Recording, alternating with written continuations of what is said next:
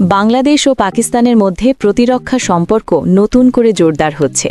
ইসলামাবাদে বাংলাদেশের বিমানবাহিনী প্রধান air chief marshal Hasan Mahmud Khan এবং পাকিস্তানের বিমানবাহিনী প্রধান air chief marshal Zahir Ahmed Babar সিদ্ধুর মধ্যে বৈঠকে JF-17 থান্ডার যুদ্ধবিমান ক্রয়, প্রশিক্ষণ এবং প্রতিরক্ষা সহযোগিতা নিয়ে বিস্তারিত আলোচনা হয়।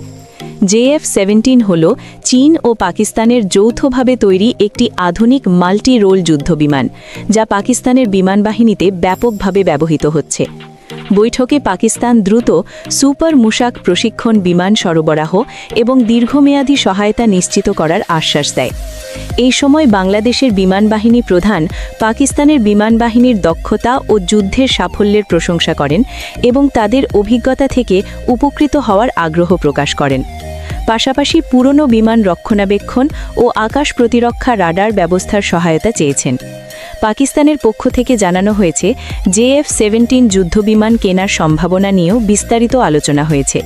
বাংলাদেশের আন্তঃবাহিনী জনসংযোগ পরিদপ্তর জানিয়েছে বিষয়টি এখনও পর্যালোচনাধীন। বিশ্লেষকদের মতে ভারতের সঙ্গে বাংলাদেশের সম্পর্ক কিছুটা ঠান্ডা হওয়ায় পাকিস্তানের সঙ্গে এই ঘনিষ্ঠতা দক্ষিণ এশিয়ার কূটনৈতিক ভারসাম্যে নতুন অধ্যায় খুলে দিতে পারে। একই সঙ্গে পাকিস্তান তাদের অস্ত্র রপ্তানি বাড়াতে চাচ্ছে, যা অর্থনীতির জন্যেও ইতিবাচক বলে মনে করছে ইসলামাবাদ। এই বৈঠক দুই দেশের মধ্যে প্রতিরক্ষা ও কৌশলগত সম্পর্ক আরও গভীর করার ইঙ্গিত বহন করছে।